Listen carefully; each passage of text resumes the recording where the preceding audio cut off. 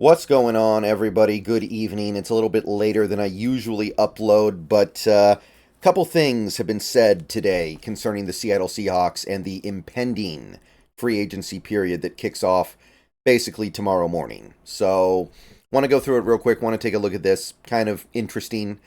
Again, I don't think any of this stuff should shock or surprise anybody, and I don't think it should really upset or depress anybody either. But people are certainly going to feel some kind of way about any Seahawks news, and some people are definitely going to take a more negative or pessimistic outlook on things. So, basically, two things, and of the two things, only one of them feels concrete. This from Ian Rappaport on X. Bobby Wagner is expected to test the free agency market, and it's currently viewed as unlikely that he returns to the Seahawks, source said. So it looks like for a second time in 3 years, Bobby Wagner is going to be not in Seattle for the start of a season. So we've been through this before. Last time it was a release, so we kind of knew as soon as the release was announced, which we mostly all wanted because of all the money he was making, it was pretty clear he wasn't going to come back here, at least for that year. Then we're able to get him back last year. He has a good season. And now we're doing it again, this time as an expiring contract. So maybe it hurts a little bit more because there was definitely a belief from some people that something would get done, that we wouldn't want to lose one of the most legendary Seahawks of all time. I think he's on the Mount Rushmore all day. And doesn't look like it's going to happen. Now, unlikely is not a definite term. It's not a guarantee of anything. And it is possible that things change in the next couple of days. Maybe he goes out there and finds out there's no money for him, and he just says, "I want to go back to where I played almost my whole career."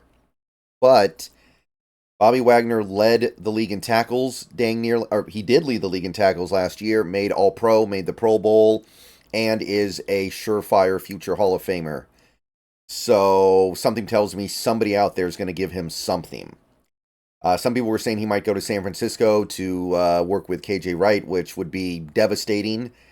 But at the same time, I don't know if somebody like a Bobby Wagner would fit in well with that Niners defense, with the linebackers that they have, especially if the rumors concerning Dre Greenlaw are true, that he might actually make it back in time for the 2024 season. So I don't know what's going to happen from here. But again, this is not something that should really surprise anybody, I don't think.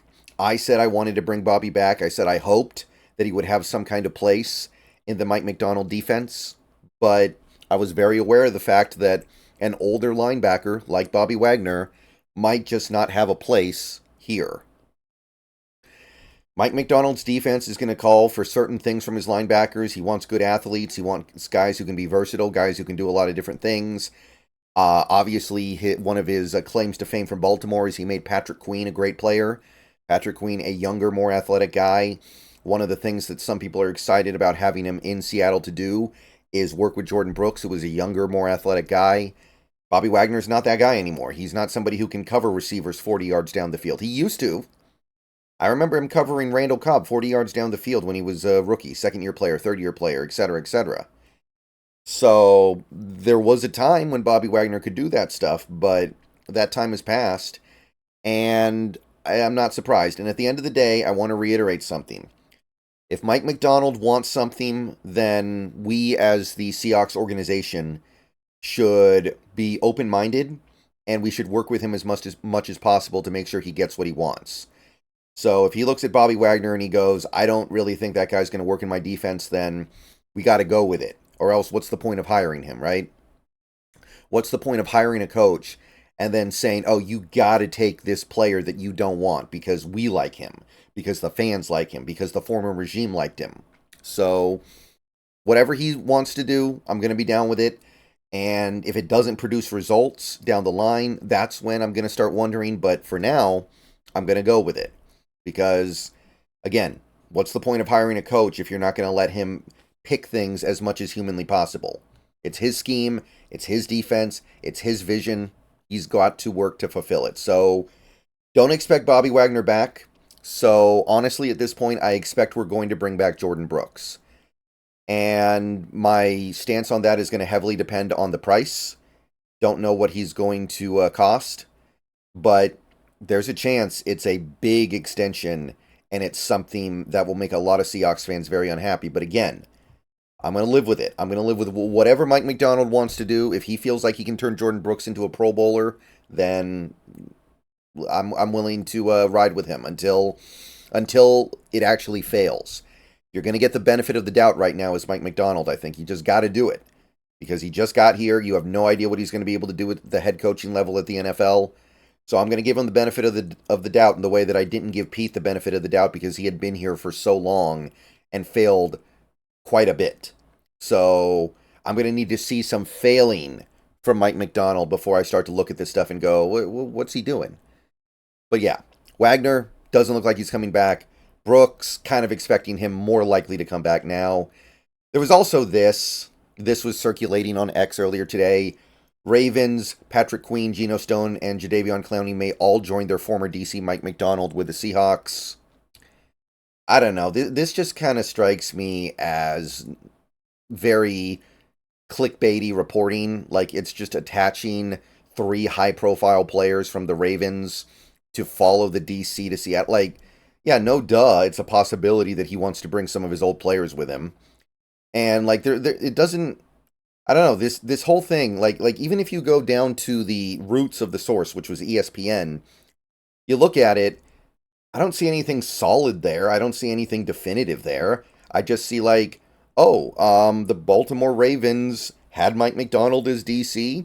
These were the players he coached as DC. Now he's in Seattle, so it makes sense. Yeah, we know it might make sense that some of these players follow Mike McDonald, but I don't know. That seems to me to be very like a tautology almost. It's Captain Obvious stuff here. So I don't have too much to say about this. I've already discussed these players. I love Clowney. Would love to bring him back. Geno Stone depends on the price. Patrick Queen I think is going to be too expensive no matter what. But again, I'm going to stress this. We brought in Mike McDonald to reshape the team in his own image, to reshape the team in his own vision. While he doesn't control personnel, that is still John Schneider. I think that we need to do everything that we can to give him things that he can work with and give him things that he wants so that he has every opportunity to succeed. So if he wants Patrick Queen and says throw 19 mil a year at him, then I'm going to ride with it. I'm not going to be comfortable about it, but I'm going to give him a chance to prove that that's the right decision to make. If he wants Geno Stone on some $10 million a year contract, then I'm going to ride with it. And I'm going to wait for things to actually go badly before I start to be concerned about it, right? That's the benefit of the doubt you got to give a guy like Mike McDonald in his first year here. All right, so kind of sad about Bobby Wagner, but I'm not surprised. I think that bringing back Bobby was far more likely if we kept Pete Carroll because of the relationship between Pete and Bobby. And when Pete went, I thought the odds of Bobby coming back were somewhat less likely. And I was just kind of waiting for Mike McDonald to pass judgment, and it kind of feels like he has. Again, we don't know exactly what's going on here. Maybe Bobby wants some huge contract, and we can't give it to him. But something tells me this was more of a Mike McDonald decision. All right, I'll see you guys later. Go Hawks, going to be on stream a little bit later. Getting ready for tomorrow. And yeah, see you guys later.